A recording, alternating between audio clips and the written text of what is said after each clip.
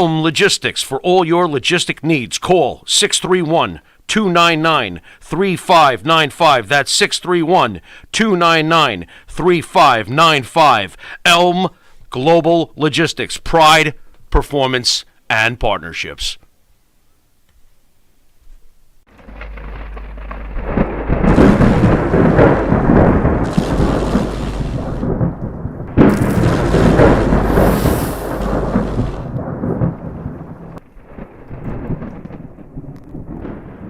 Before we go on this subject, who and what wrestler has the most WrestleMania events in WrestleMania history?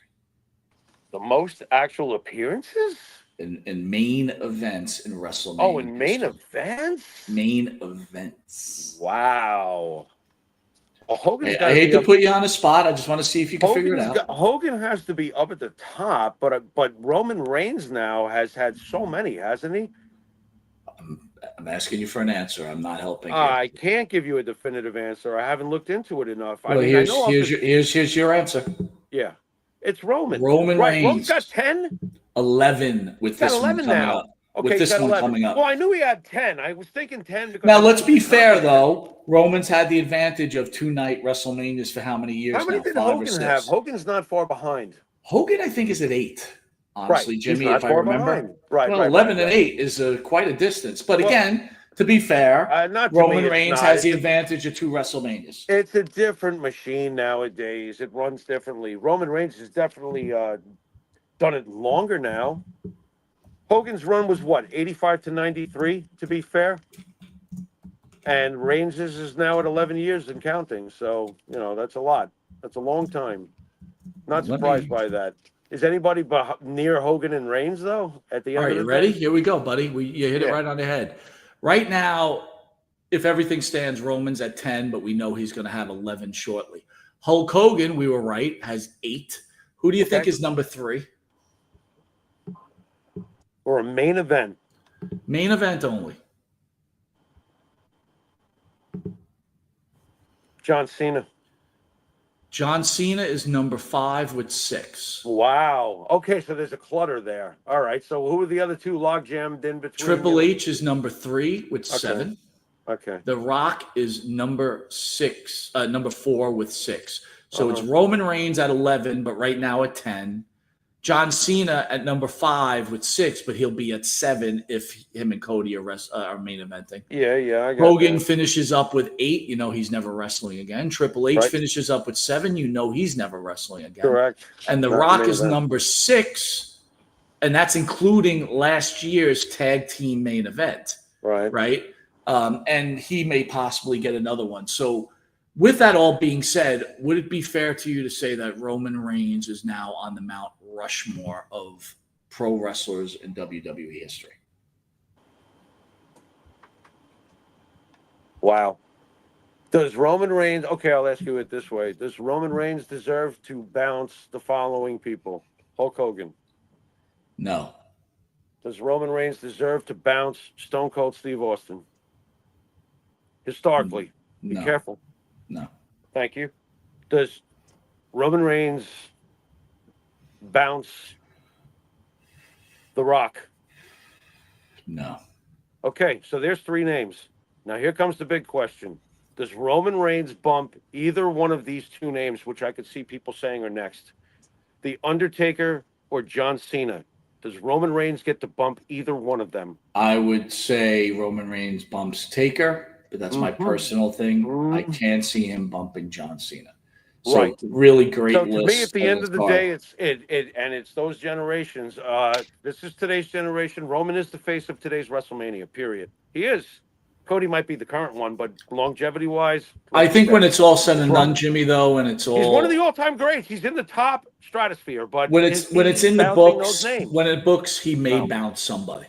You know what I mean? When it's all in the books, he may bounce somebody. John is going to, at some point, Mike, at least I think you agree with me on this before, he's retired, is going to become a 17-time world champion. No, I can't see him being bumped. I personally, historically now, would not bump John Cena, alongside Stone Cold, The Rock, and Hogan. I just wouldn't. I will make this statement though. We all know that Roman Reigns beat The Undertaker at WrestleMania, but that was a couple of years after Brock Lesnar did it. I think Vince had Roman in mind the whole time and pulled the trigger too early with Lesnar. Do you think if he would have been the only one, it did, but ultimately, it still worked at the end of the day. Vince was not wrong ultimately, because look at what Roman Reigns turned to, and it was still under his watch. So no. You know what I mean? And a lot of people disagreed with a lot of his bookings over the years, and I understand all of that. But Roman Reigns, there was a reason for that resume to be built that way. But let me ask you this question. He did take too long. I think he took too long to pull the trigger on a Roman that we've been enjoying for the last years. I'll ask you this question, though. If he doesn't pull the trigger with Lesnar and lets Roman beat The Undertaker when he does, now does Roman Reigns knock off Hogan, Rock, Stone Cold, John Cena, and or... Are you saying to me, what if Roman Reigns was the one to defeat Undertaker Street? 1-21-1. Yes. It wouldn't have worked, and thank God it turned out the way it did. And I still am. I know I'm in the minority, but like when Brock beat Taker, it was the right guy. Stop it. If anybody's going to end the streak, if anyone's going to pull Cal Ripken from the fucking baseball game, it's going to be Brock Lesnar. You know? All right, here we go. It made sense. Here we go. The greatest WrestleManias of all time. We put a list together, and then we'll discuss it, right? So we have WrestleMania 17. Yeah. Great. Do you believe this is a good place as number 5? Best moments, HBK versus Jericho, Austin, and The Rock. That's when he became the first unified champion. Angle versus Lesnar in a shooting star. A shooting star match. What do you think? WrestleMania X7, huh? Number 5. Oh, at number 5. Number 5. You ding dong. You started at number 5. Number 5 greatest. Yes. What the hell? I got a different list, man. Do you really? Something's wrong here. WrestleMania X7 is supposed to be the first one, correct? If we're starting at number 5, we're talking about WrestleMania 21 from 2005. Oh shit! Wait a minute. I'm sorry. You're freaking me out, man. You're right. That is. What are you doing? Sorry, X7 is number 1. I apologize. Okay, yes, folks, we're gonna start at number 5 with WrestleMania 21 from 2005. Where's the picture? Or are we just gonna stay on this picture? We're gonna stay on this. We're gonna go with okay. number 1. This is number 1 WrestleMania of all time. Oh, you want to start with number 1? Might as well, because that's where I put the list in. I don't want to sit there and fucking bounce around. Okay, I got you. All right, do I think it's the greatest of all time? No, my favorite is WrestleMania 3. That's still my favorite. I still think it's the most important. It might be on this list. I probably shouldn't jump the gun with that. But as far as WrestleMania 17, wasn't this the one, if I'm not mistaken, where Linda rose from the wheelchair and gave Vince the kick in the nuts? That was the Vince Shane stuff. First of all, that was, right. And by the way, that's one of the loudest pops in history. Do you realize that Linda McMahon, by not saying a word for an elongated period of time, as Vince swapped tongues with Trish, right? Wasn't it Trish? You know, when she got out of that wheelchair, what a pop, man! You don't hear that too often, dude. You can't go down. This was also Angle Benoit, by the way, was on this card. And no, wait a minute, hold on. Did I read the wrong information? Yeah, WrestleMania. Oh, you are 17. Right. You are right. I was reading number 2. Yeah, you had the Linda McMahon thing where she kicks Vince right in the crotch, which was an electric moment. So you had the Vince versus Shane shit going on, which was great because Vince was great in those days, and Shane was pretty great too. You had Angle and Benoit, which was just a clinic, and you have. Most importantly, you did have an early foreshadowing of Undertaker and Triple H, which became they had a few classics, of course. Which, by the way, you got to give that a lot of credit because that was coming off of the Undertaker Shawn Michaels dual series, and Triple H delivered in that, and the Undertaker delivered in their match. Well, understand too that there are those two guys at that time period are clearly the workhorses and captains of the locker room too. So they had that riding too, and they both, they were leaders. They were workhorses. They put up a good match, and later on, their chemistry became so great that they had some great matches, Taker and Triple H. But most importantly, of course, you do have the Austin heel turn, which I personally kind of liked. By the way, It. Almighty One's checking in, and he said the greatest Yeah. WrestleMania match is Conan WrestleMania, virginity on the line match. Conan, virginity. I'm putting it on a poll. Let's call Vince Russo, bro. Let's do that. I like the idea, though. Almighty One likes 6 and 19 as his number ones. Yeah, I was reading about 6 getting like some slack, and I was like, now wait a minute. Maybe we should. You can't give 6 slack, dude. Yeah, I was like, maybe we shouldn't get into this debate right now. But even if the whole card is not like, oh my God, matches that are eternal, like a Hogan Warrior thing, I remember watching that, and it was great. I honestly think if you could have a shitty card, and if you have 2 really good matches, it makes a WrestleMania. Right? Yeah, it could make up. Yeah, like I agree with you. For me, WrestleMania 3's got to be the number one. Andre Hogan. Oh well, you know what? What WrestleMania was the Rock Hogan? What WrestleMania was that? 18. It's hard to argue 18, dude. It's like, how do you argue maybe the greatest?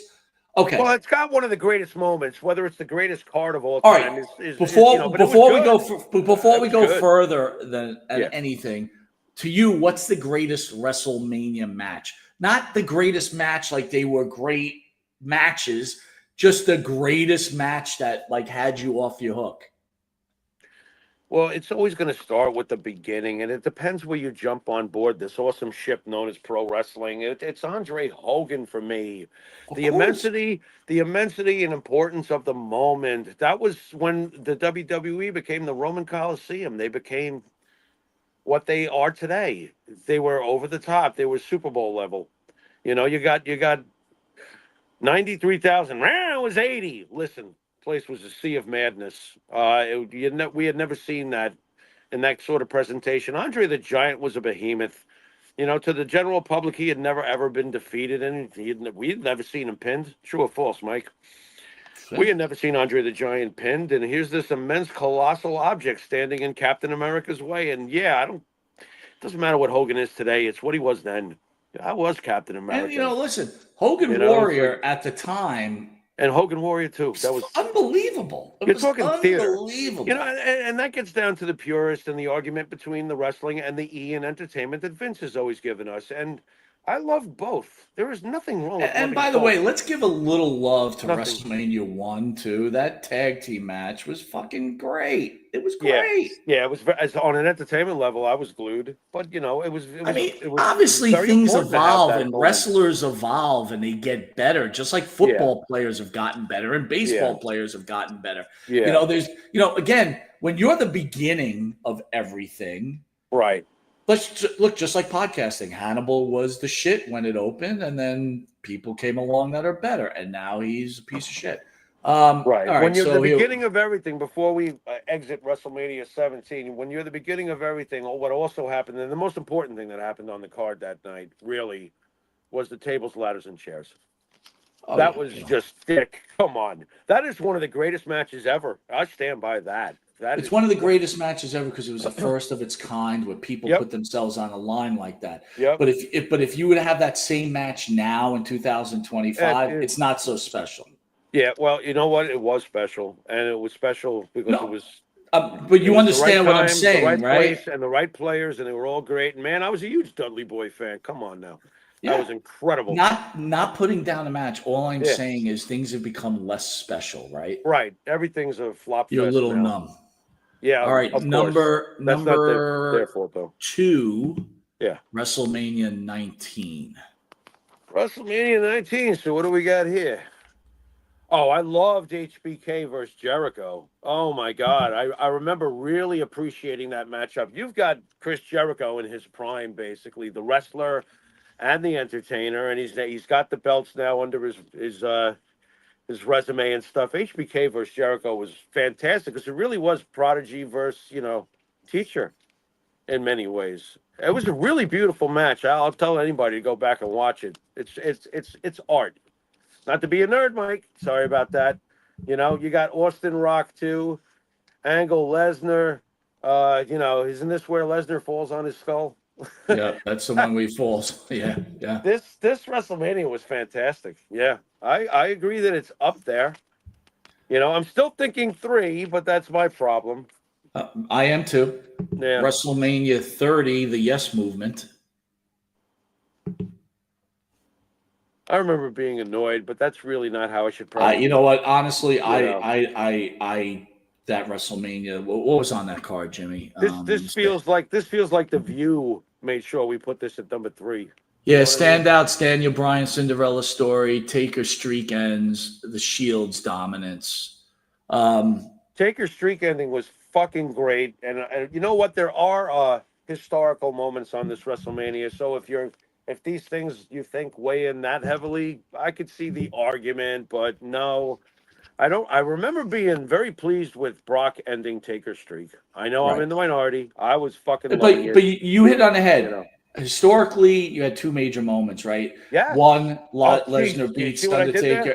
Yeah, and the 2, the fans win their battle with Vince McMahon. They force him to do what they wanted. So historically, it's a big deal. WrestleMania 20. All right. Number 4. That's when Guerrero and Benoit, finally come home. Again, I hate even having Benoit on anything, dude, to be honest with you. Yeah. This was, and then there was a big swing. Now, let me ask you this question, Jimmy. Yeah. When you had HBK, Triple H, and Benoit in that match, were you expecting Benoit to win, or were you shocked? No, I was expecting Benoit to win. Wow, really? Yeah. Yeah, it felt like it that night. It felt like it that night with Eddie, obviously, for them to both, do great things. Thank God that it did happen on a wrestling level. What Chris Benoit became in the end, obviously, we've already made clear how we feel about him and the whole turn of events. It was sad in a way. I don't watch it anymore. I can't for too many reasons. All right, and it's not just about Chris. It's also about Eddie, because I'm one of those weirdos that really loved Eddie. I thought Eddie was so great, and when I watch Eddie, I feel sad. When I watch Chris, I feel mad. Have I broken that down for you good enough? Yeah, you did. So it's hard for me to watch WrestleMania 20. It's really kind of sad. Sad and mad. It's a sad and mad WrestleMania. That's all. Yeah, it was a good one though. It was. And locking it at number 5, greatest WrestleMania, is WrestleMania 21 Hollywood. Is that right? Yes, it is. Is that in number 5? Really? Did we put that as number 5? Yeah. Well, you got. Did I fuck that up? WrestleMania 21. No, you did not fuck it up. This is Cena and Batista becoming the men. They're and HBK, Sexy Boy, that match against Kurt Angle was pretty good. Right. Yeah, but that wasn't against Kurt Angle. That was against Sexy Kurt. He'll make your ankle hurt. One of the greatest. One of the greatest. There we go. I'm just a sexy. Didn't he have Sherry? Sherry was singing terribly like she usually does. Yes, he did. Oh, it was fantastic. Good. All right, the worst WrestleManias, chalking it at number 1. Oh, by the way, Mike, real fast, the WrestleMania 21 was also the first Money in the Bank. Oh, very good. Very good. And Edge won that, right? Yep, there you go. Edge won that. Correct. Look at me with a little wrestling knowledge. Yeah. Shocking. WrestleMania 9 chalks in as number 1 worst WrestleMania of all time, with such great matches as Hogan chiming in and beating Yokozuna in 20 seconds. Brutus Beefcake coming back fresh off after his injury. Bret Hart losing his belt to Yokozuna. Yeah, dude, that was terrible. I will say that is the worst WrestleMania of all time. I'm gonna agree with that. What are you doing, Mike? If let's put you in the boardroom there, and Vince walks in and goes to you, I got a great idea, Monty. Togas. We're all gonna wear togas. What is Mike Monty saying to Vince McMahon? That's a great idea, Vince. Keep going. I'm not shocked, but I'm somewhat disappointed. Oh, whatever you want, Vince. You can do whatever you want. Vince, do you want regular flavored Doritos or Cool Ranch? that is it. Yeah, Gotcha. All right. Fair enough. Yeah, that one was chalking in at number 2, my friend, WrestleMania whoops, where is it? 11. WrestleMania 11. What is this? The Now, LT I honestly don't think this WrestleMania is that bad. You had Shawn Michaels against Big Daddy Cool. They had you had Pam Anderson, and it was pretty good. Come on, Bigelow, man. That's all you Lawrence got Taylor. for me? Bigelow, Lawrence Taylor. That makes it good? Or you know what I remember about this WrestleMania? One thing, and only one thing. Everything else just faded away into the poop pile. But for me, wow, Lawrence Taylor actually put some work in. That's what I remember thinking as I was wow, Lawrence Taylor's Isn't it funny that Mr. WrestleMania could have some of the worst matches and some of the best matches also? People don't realize, as great as Shawn Michaels was, he was a really poor drawing champion. He did not do well for the company. I mean, that's facts, right? That's facts. More importantly, Shawn Michaels, and he's the first one to say this nowadays, was a real problem behind the scenes, man. This guy was pilled up, drugged up, drunk, fucking pulling power. Dude, I was just watching the Dark Side of the Ring. Big Van Vader. Nice. He was a scumbag, the Big Van Vader dude. He made like Big Van Vader cry, man. Yeah, well, you can see it in the match when he kicks him in the face. Yeah, it's fucking how Vader is too scared to get up and beat the piss out of him because he doesn't want to get fucking fired. This guy kicks him in the fucking face, screaming at him. Well, it's just somebody taking advantage of their place and position in the company. That's what I'm saying. Who am I to judge? But some things are just unforgivable. You know what? We don't have to. Let me tell you something. You are not judging when Mike Mantar tells you what Scott Hall put him through in the locker room. Yes, you are not judging because you are hearing it directly from the mouth of someone that you've now gotten to know, right, and trust, and you can feel if they're full of shit or not. And when Mike told us some of the hazing horse shit that he had to deal with as Mantar behind the scenes with the Razor Ramones of the world, come on, you're not judging.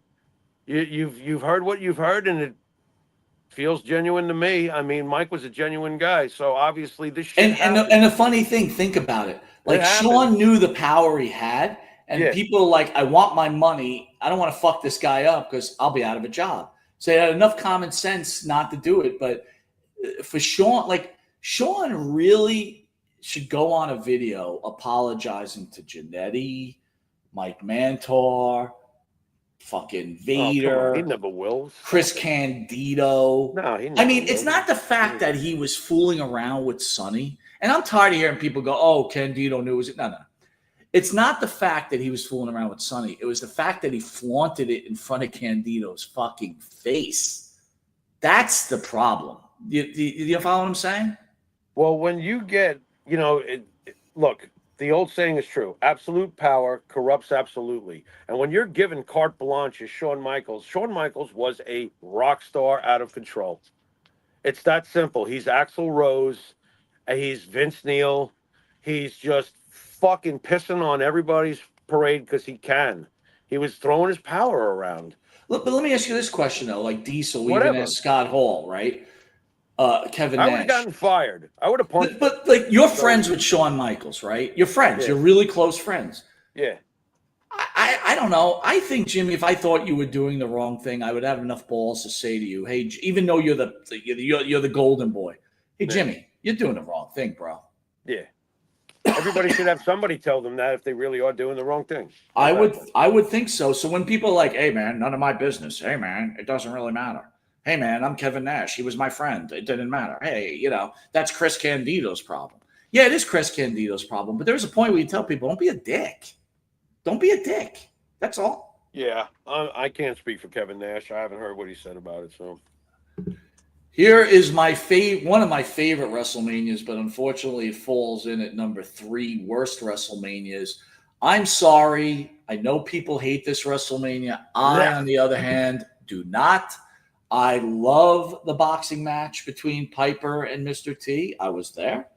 You had Mr. Wonderful against Magnificent Morocco at the Nassau Coliseum. You had Randy Savage defending his Intercontinental title against George the Animal Steele.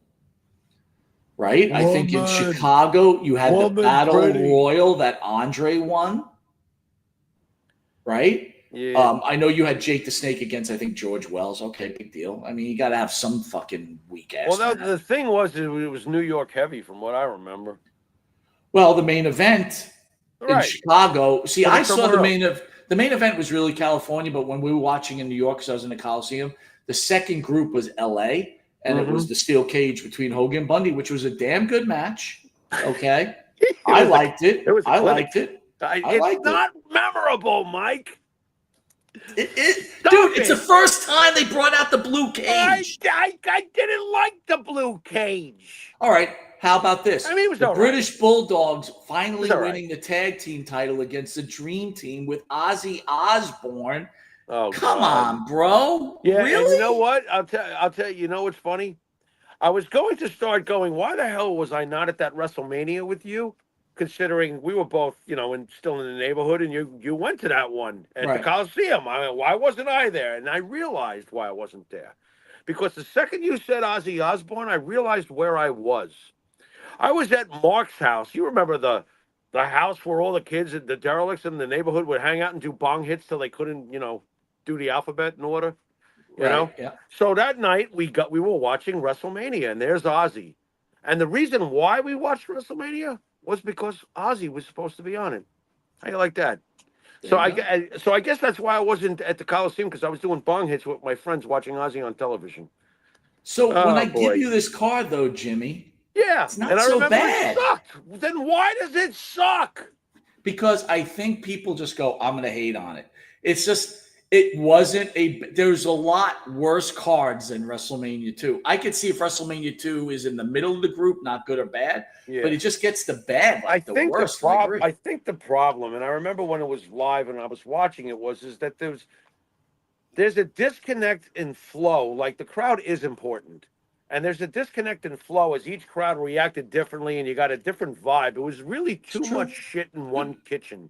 It's a very good point. That's really what was wrong with the concept of WrestleMania 2. And there was not a classic, oh my God moment. If it could have given us at least one, it wouldn't be on this list, Mike. That's fair enough, Jimmy. Fair enough. All right. WrestleMania, come on. 27. 27.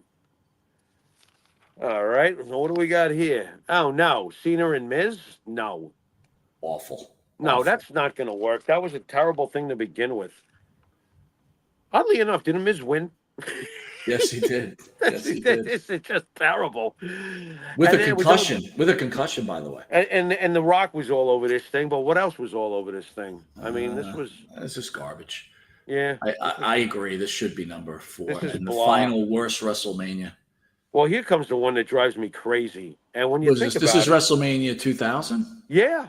This one drives me crazy because when you think about the time period and how many great stars they had on the roster, the main event was like a 4-way. I'm like, what a Big Show and Foley, I think, were in that or something. I'm like, what the? It was just there. I'm like, blech. It had total blah factor. And when you think about all the talent that they had, they just didn't do anything of impact. It's just a blah WrestleMania. I'm like, you don't even remember it, do you?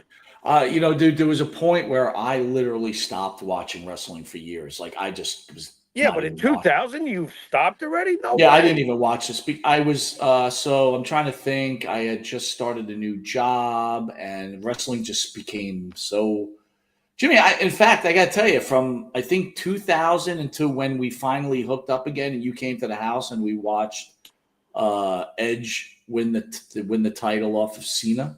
Right. It's really when I started watching again, like right a little before that.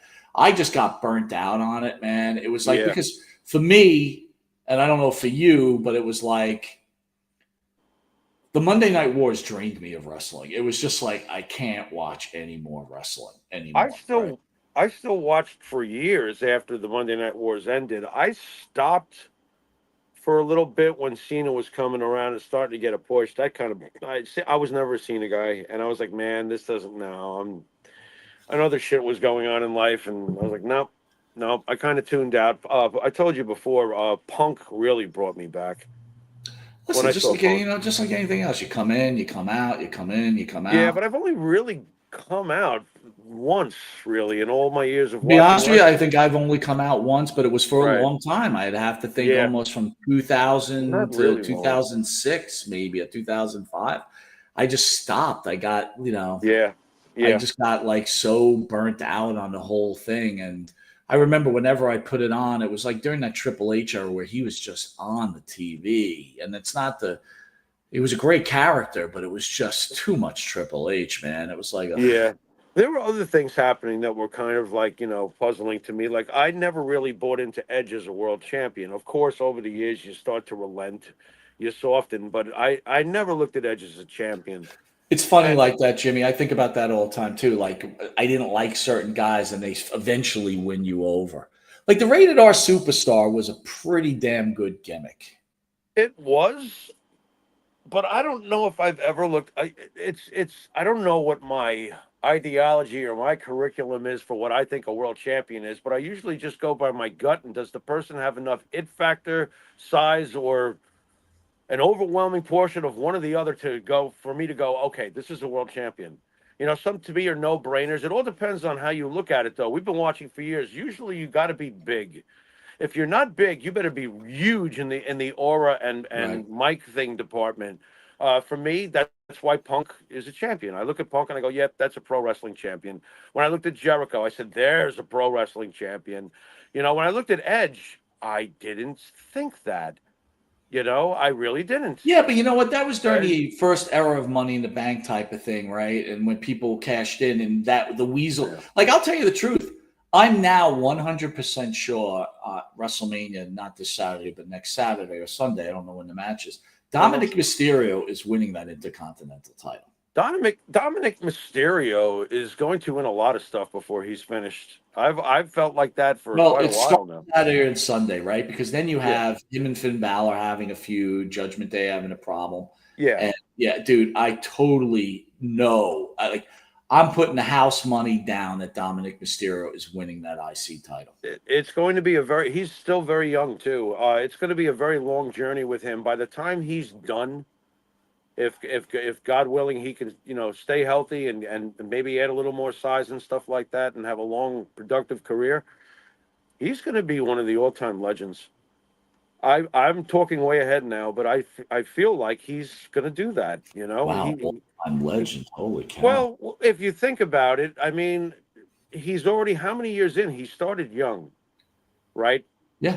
And now you're talking about the Intercontinental title and stuff like that. It's a very mature and slow ascension, and I kind of like it the way he's coming up. I thought he was good to begin with, right away. I thought he was good, and he's become very much despised. He's a good wrestler. I think he just needs to gain a little more weight. Like to me, I just put a little more pounds on him, and he's everything that his Uncle Eddie was. Not everything. Let's not get crazy, but he could at least be talked about that way. He's very good, and he's very young. And your WrestleMania 2 is just overrated there, Mike. Boom. I want to remind everybody, Monte The Pharaoh will be on episode 4, Too Much Too Soon, the Tony Atlas, Dark Side of the Ring, this Tuesday coming up. So we look forward to seeing that. Jimmy and I have a lot of good guests coming on. I'm trying to confirm a few. It should be really good stuff. Really good I want, shoe. again, a really good shoe. I want Really good to, again, send my prayers out to the friends, family, and fans of Kevin Castle, who died at a very young age. We're only wishing him a great journey into heaven, and Jesus is looking over for you. Jimmy, you want to send us out? We want to thank everybody for joining us. We love you all. Jimmy. You've been watching Monte and the Pharaoh. Until next week, later.